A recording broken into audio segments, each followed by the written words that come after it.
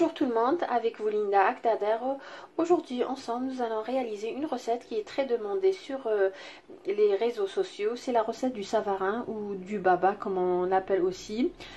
Aujourd'hui je vais préparer avec vous ce savarin, mais je vais le préparer à l'orange et au citron. Comme c'est la saison des oranges, j'en profite pour réaliser cette recette. Aujourd'hui je ne vais pas réaliser des savarins individuels comme on a l'habitude de le faire, mais je vais réaliser un seul gâteau.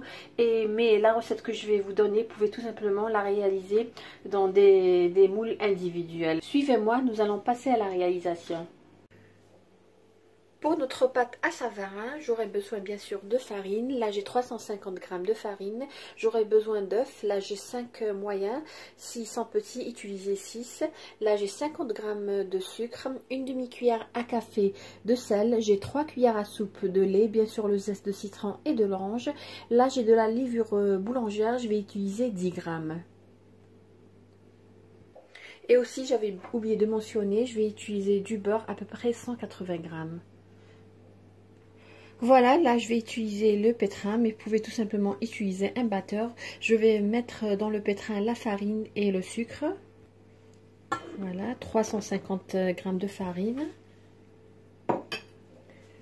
Le sucre, 50 g de sucre. Une demi-cuillère à café de sel. Et bien sûr, la levure boulangère, on avait dit 10 g.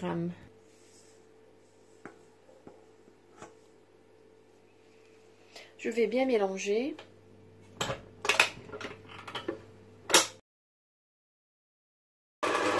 J'ai mélangé la farine, c'est-à-dire tous les ingrédients secs. Là, dans un autre petit saladier, j'ai mis les œufs.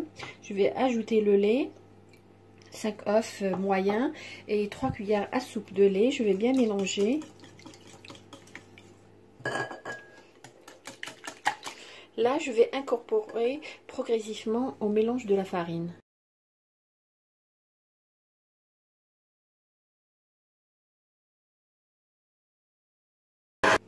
Là, je vais ajouter le zeste de citron et de l'orange.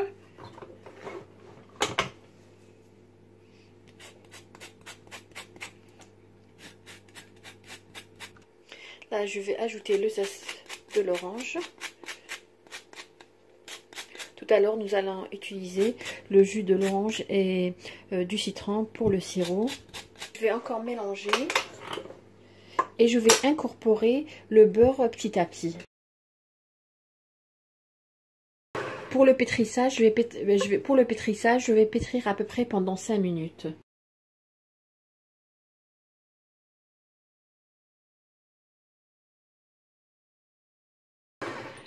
Voilà, notre pâte, elle est prête. Je vais tout simplement la transférer dans un saladier profond. Voilà, c'est juste pour vous montrer la consistance de la pâte. Voilà, c'est une pâte élastique et qui n'est pas ferme. Voilà, ma pâte, elle est prête. Je vais tout simplement la couvrir d'un film alimentaire. Voilà, je vais la mettre dans mon four, bien sûr éteint, et la laisser reposer à peu près 1 heure. Là, nous allons passer à la réalisation du sirop. Là, j'ai 300 g de sucre, auquel je vais ajouter 150 ml d'eau. Et je vais ajouter le jus d'un citron. À feu moyen, je vais laisser bouillir jusqu'à ce que le sucre soit complètement dissous. Bien sûr, je vais bien mélanger. Mon sirop commence à bouillir, je vais juste éteindre. Et je vais ajouter à peu près 100 ml de jus d'orange qui est l'équivalent de 2 oranges.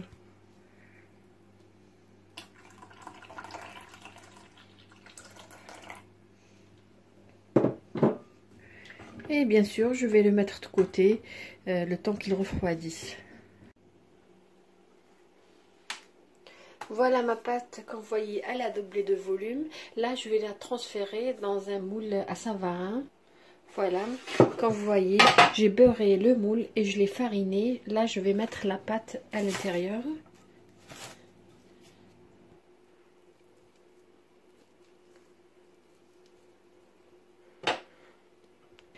Là, je vais couvrir d'un film alimentaire.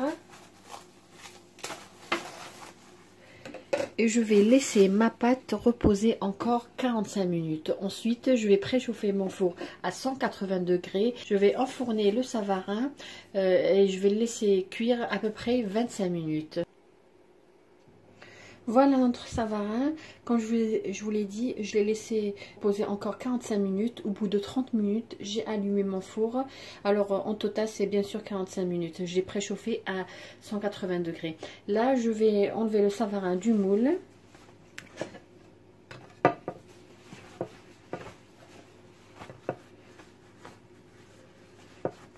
Voilà. Qu'est-ce que je vais faire? Dans le moule à savarin, je vais mettre la moitié du sirop.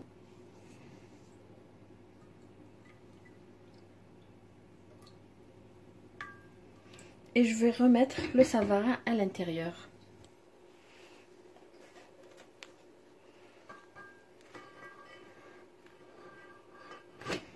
Alors qu'est-ce que je vais faire? Je vais le laisser dans le moule refroidir complètement.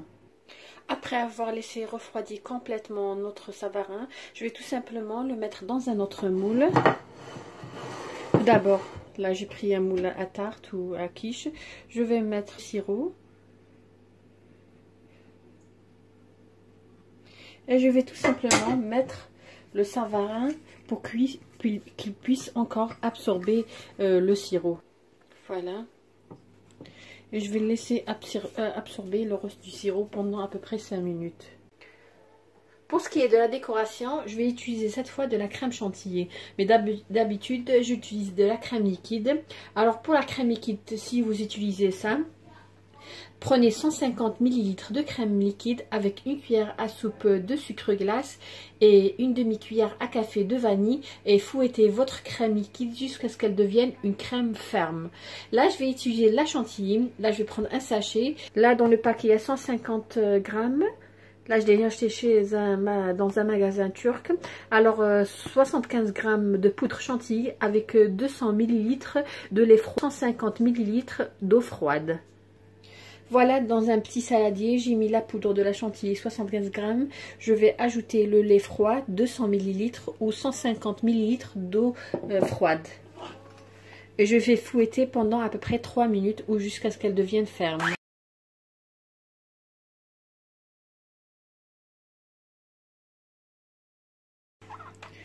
Voilà, notre crème chantilly, elle est prête. Comme je vous ai dit, si vous n'avez pas ça, vous utiliserez tout simplement de la crème liquide. Je laisserai les informations et les quantités des ingrédients dans la barre d'infos tout à l'heure. Là, je vais la réserver au réfrigérateur jusqu'au moment de la décoration.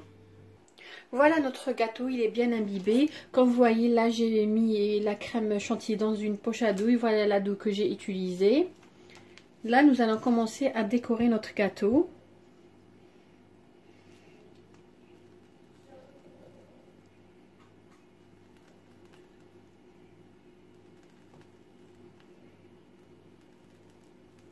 Voilà, dans ces petits trous, je vais mettre un peu de crème.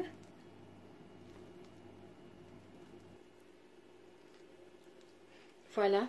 Et à l'intérieur, bien sûr, je vais mettre le reste de la crème.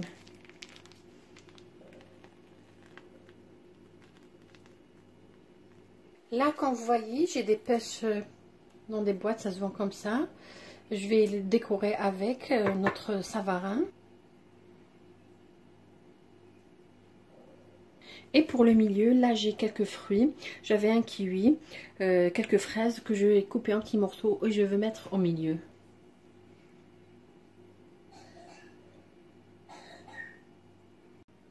Voilà notre savarin. On a décoré avec, comme je vous ai dit, j'avais des pêches confites. Là, j'ai mis quelques fruits frais et bien sûr de la crème chantilly. Et si vous n'avez pas ça, vous n'avez qu'à mettre de la crème liquide, comme je vous ai dit tout à l'heure. Là, nous allons couper et voir comment il se présente à l'intérieur.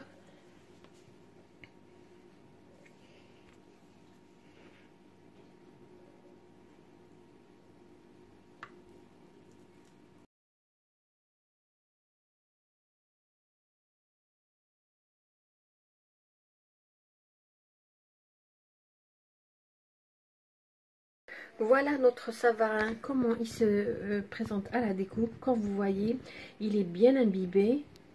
Voilà. Il est très très bon, avec surtout avec le sirop à l'orange et le citron lui a donné un très très bon goût. Comme vous voyez, il est très léger.